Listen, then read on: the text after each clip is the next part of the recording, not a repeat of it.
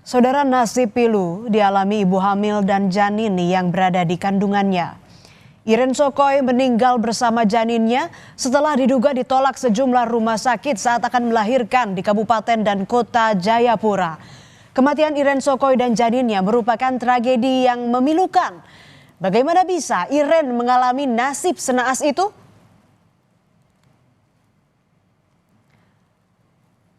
Bayangan kebahagiaan untuk segera menimang sang buah hati yang sudah 9 bulan dalam kandungan sang istri sirna seketika berganti kesedihan yang teramat pilu.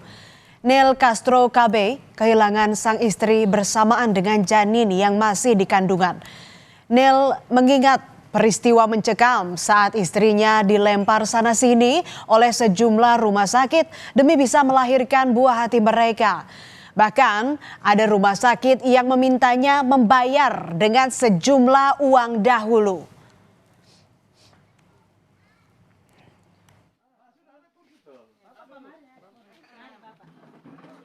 Katanya kan ada kalau BPJS kan ada ruangan-ruangan untuk BPJS.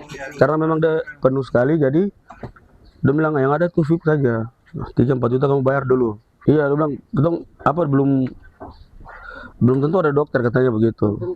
Ketung karena takut nampaknya sudah sesak, jadi lari lagi ke dok 2. Jadi suster bilang karena mungkin ke sana jauh, takut juga atau putar balik, ya sudah memang tidak bisa itu. Kisah tragis Iren bermula pada Minggu 16 November lalu. Saat itu Iren sudah mengalami kontraksi, namun karena tak ada fasilitas kesehatan di kampungnya di Kensio, Danau Sentani, Iren pun dibawa ke Rumah Sakit Umum Daerah Yowari menggunakan speedboat. Iren tiba di RSUD Yowari pukul 3 siang dan langsung menjalani pemeriksaan awal. Namun karena pembukaan tak berubah, Iren pun dipindah ke ruang bersalin pada pukul 6 sore. Perawat langsung memberikan induksi untuk mempercepat proses persalinan sesuai arahan dokter jaga. Sekitar pukul 8 malam, air ketuban Iren pun pecah. Dokter jaga menyarankan Iren masuk ruang operasi. Namun ternyata dokter Objin yang hanya ada satu-satunya di RSUD Yowari rupanya juga sedang tidak bertugas. Dan diduga ada kelalaian prosedur karena tindakan induksi diberikan saat tidak ada dokter Objin. Sementara itu, Direktur Rumah Sakit Umum Yowari, Marian Braweri, mengklarifikasi tudingan adanya kesalahan prosedur dan lambatnya penanganan medis terhadap Irin dan janinnya. Marian bilang saat pasien datang ke RS sudah pembukaan 5. Dan saat pukul 10 malam, pembukaan baru lengkap, namun kondisi jantung janin menurun, maka disarankan untuk operasi. Namun hari itu, dokter kandungan satu-satunya di RSUD Yowari sedang berkegiatan di luar kota, sehingga pasien dirujuk ke Rumah Sakit Dian Harapan Waena.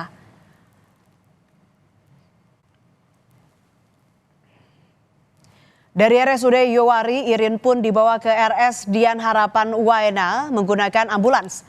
Mirisnya saudara, keluarga pun sempat menunggu lebih dari 2 jam sampai akhirnya ambulans tersedia. Keluarga semakin panik karena Irin terus beronta kesakitan. Saat perjalanan, pihak RS Dian Harapan memberi kabar lewat telepon bahwa kamar untuk BPJS Kesehatan kelas 3 sudah penuh. Ditambah dokter anestesi juga sedang tidak ada. Keluarga pun memutuskan membawa Irin ke RSUD AB Pura karena pertimbangan RS tersebut merupakan RS terdekat. Ironi saudara, lagi-lagi Irin dan janinnya harus menahan sakit karena setibanya di RSUD AB Pura, pihak rumah sakit bilang kalau ruang operasi mereka sedang renovasi. Sehingga Irin dan janinnya belum juga bisa ditangani. RSUD AB Pura pun menyarankan agar pasien dibawa ke Rumah Sakit Bayangkara Jayapura. Namun di rumah sakit keempat itu saudara, di RS Bayangkara, keluarga kembali harus menelan pil pahit. Pihak RS bilang kamar untuk BPJS kelas 3 sudah penuh dan yang tersedia hanya ruang VIP. Keluarga pun diminta membayar uang muka sebesar 4 juta rupiah. Namun karena keluarga tak memegang uang senilai 4 juta, pihak rumah sakit pun tak memberikan penanganan medis terhadap Irin. Abraham KB, mertua Irin, tak kuasa menahan kesedihannya. Ia marah dan kecewa karena menduga sejumlah rumah sakit yang mereka datangi bertele-tele dan terlambat menangani Irin serta janinnya. Emosi Abraham tumpah mengenang betapa pedihnya kejadian malam itu. Menantu dan cucunya dibiarkan terlantar hingga berujung kematian. Masuk di Bayangkara sudah. Kami lari masuk. Petugas kasih lapor. Dan Bapak ke kasir dulu. Ke kasir, keadaan kami ceritakan.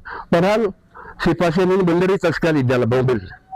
Coba petugas lari langsung ini tangani kata mereka tunggu perintah dulu baru laksanakan. Tapi langsung habis Bapak betul ini kelas sudah full, yang tinggal itu mungkin fit saja. Tapi Bapak dorang harus bayar DP 4 juta dulu, baru kami layani. Saya tidak, tolong dulu selamatkan nyawa dulu, jangan uang yang langsung masuk. Kami lari ke depan, naik sekarang turun begini habis. Bapak kayak orang sinting. Kembali lagi ke Kepala Rumah Sakit Bayangkara AKBP Romi Sebastian membantah adanya penolakan tindakan medis terhadap pasien Irin.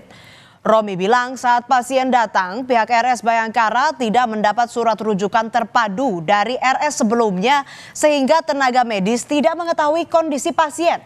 Romi juga menjelaskan kamar BPJS kelas 3 di RS Bayangkara saat itu penuh dan memang sesuai aturan pasien harus berpindah ke kelas umum jika tetap ingin mendapat perawatan. Dari rumah sakit Yewari itu tidak melalui sistem rujukan terpadu, namanya SISRUT. Kita tidak tahu keadaan pasien itu bagaimana. Ternyata keluarga ini adalah PBI, penerima bantuan iuran